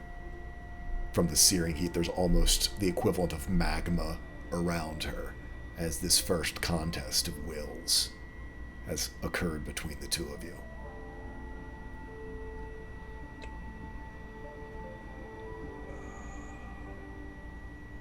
That was fun. As he opens his eyes, what was like a backdrop of a lunar eclipse is now within a solar eclipse, where it's still like a black circle in his eyes, but it's now got a reddish tinge to it, and he just lets out a puff of smoke as he breathes. Luna will float down a little beer of water to you, so you can like up or whatever and get it whenever you want. So the option is there. Just straight head into it, just and steam.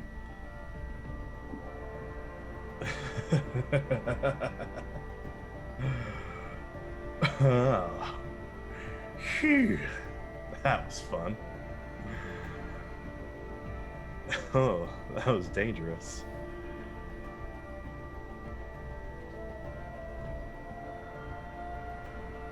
I think it worked a little bit. It hurt. Oh boy, did it hurt, Luna. You remember that time I got stabbed by the fire tongue and you gave me that... when you first showed your divine power? Yeah, it was like that, but 10 times worse. But boy, it felt good.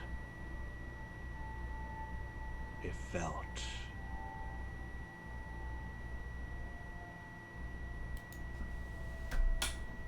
oh, I can't even begin to describe it.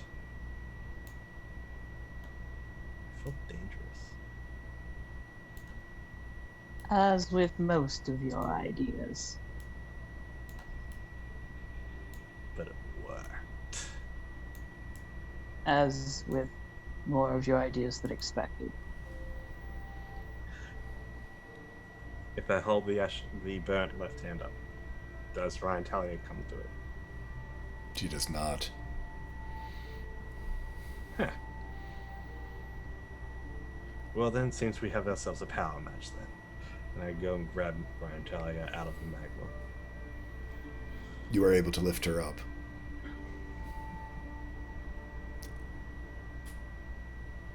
That's gonna be interesting. Indeed it will. You hear her voice in your head. Oh, good morning, darling. The sun always rises.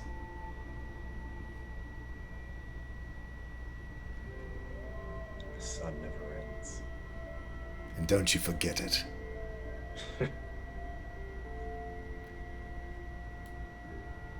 Take your favorite fall, whatever it is, and I'll learn to conquer it.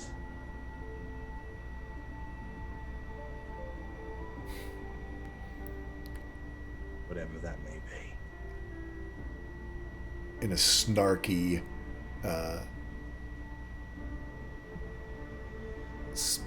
just attitude throw, she becomes a burning rock. Have fun, dear. It's literally burning your hand.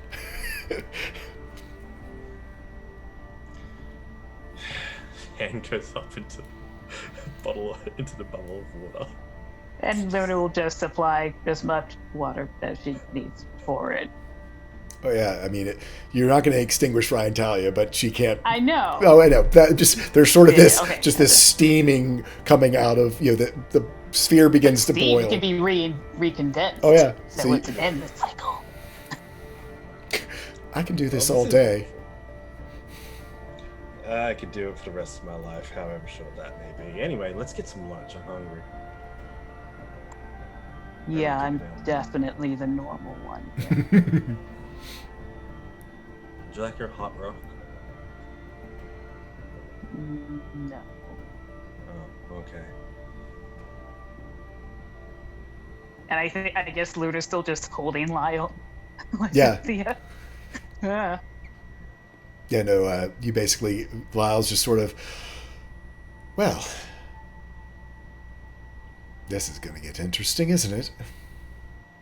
This is gonna get fun. If that's what you call fun, I'll be sure to, I don't know, God, you smell. Sounds good. Smells like bacon. Ooh, I could get bacon. Let's go wake up like That's just wrong. That's just wrong. And Lyle just starts talking with Luna. Can you believe it? And Luna's just kind of like shaking her head, like physically and mentally, just like, I don't know how to deal with him. I put up with him for over 100,000 years, and it's never gotten easier. Never. Not once. You have the patience of... You have patience I cannot imagine. At least someone Well, you've done well recognizes. At least someone recognizes and appreciates. Just thrown to the curb, that's fine. Oh, off with a new hot one. Oh, great. Burn your hand off. Are we in a weird romance triangle right now? I'm confused. Yeah, it's Cecilia, really there's bit. like Cynthia, there's Ryan Talia.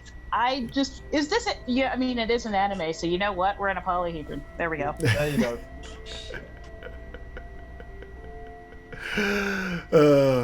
And I looked at Duke and just say, I hope that worked. as I said, I'll be able to keep your magic flowing, but most of the other attributes you enjoyed, even when bonded to my brother, I'm not powerful enough to provide. Until you either go back to Lyle or convince Ryan Talia, that's all you'll have. Well, a rock is better than nothing.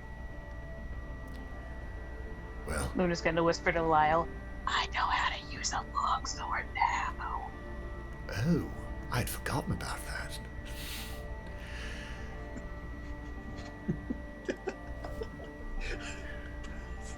I think I might be destined for someone else, though. But I'll keep it in mind. You know, I can always turn into a quarterstaff as well. She actually thinks about that for a moment. That would be interesting if you ever want to. I do prefer my, they do call us the Blade of the Broken Spheres for a reason.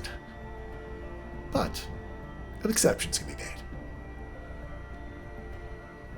And I think with that, as Celia keeps drinking whiskey, or how's Celia doing after her enlightenment? You know, she's learned a lot today. Oh, goodness. She's a Grim Reaper. So, Everyone's on fire. it is... Dusk is beginning to come upon you. You know that tonight is the convergence. Luck, what'd you dream about? Bacon. Of course. And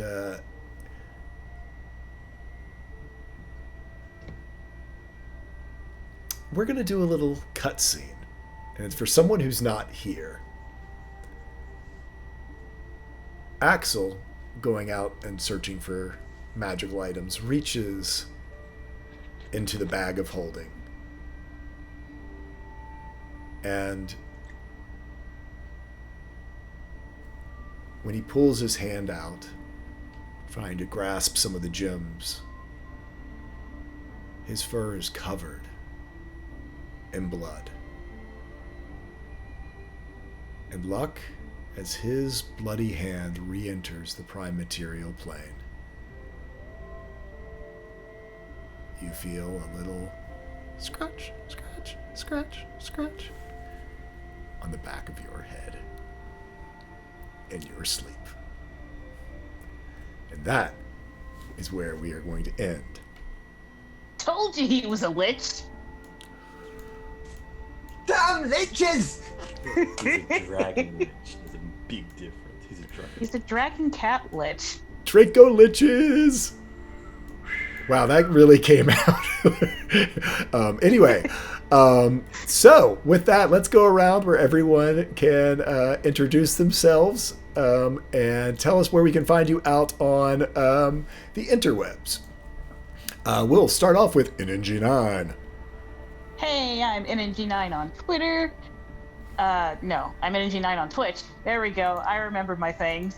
Where I play games. Once I get my new setup all done, there will be a lot of Monster Hunter. NNG98 on Twitter, where I do puns and other stuff. And yeah, that's me. Great. Next Also, up. don't make deals with the devil. Hey, that's the name of it's the episode title. Deals with Devils. Pick that. Next up, Tree Hugging Druid, who I know we will be missing for the next 2 weeks, so we had to fit a lot into today's episode. And reasons for why what in the world could Celia be up to? Death things. Or talking to devils things. Hi. You can find me on Twitter. I'll post the link in the chat. I don't really tweet things, but I retweet when things are happening. It was a lot. Hell Week starts tomorrow, and I'm just. Oh, that's not fun. Yeah. Alicia knows what Hell Week is. Yep. Next up is Guga Pa. Hi everyone, I'm Good Guy Pie. I was starring Look Sleep Heart Yes. session as sometimes dragons deals with devils, fighting sentient weapons through mental combat. You just don't need it. You just don't need it. You just need some sleep. And that's. Find me. No. We've been through this. I've had my turn. You can catch me on Too Good To Guy on Twitter and Good Guy Pie on the Twitches, which I might stream in about an hour. Catch me then. Cool. And last but not least, Dragons or Cats beginning a multi-stage test of wills against Ryan Talia. He did all of that with 14 hit points because he hasn't rested. Oh, right. You didn't. Nope. I forgot. I got lucky. I didn't die. Hi everyone, I'm Dragons Cats. I was playing Vidar Lycran. I should probably change the last name to reflect Ryan Talley now. I don't know. But you can catch me here and over on my channel, Dragons and Cats, on Twitch or on the Twitters, where I play some D&D on Wednesday nights. Very excellent session, and to be honest, I was not expecting my last set that to be that. And I was just awesome, massive. Oh god, I made him a cocky asshole now. And When I think now. yeah, just now. Yeah, absolutely, just now.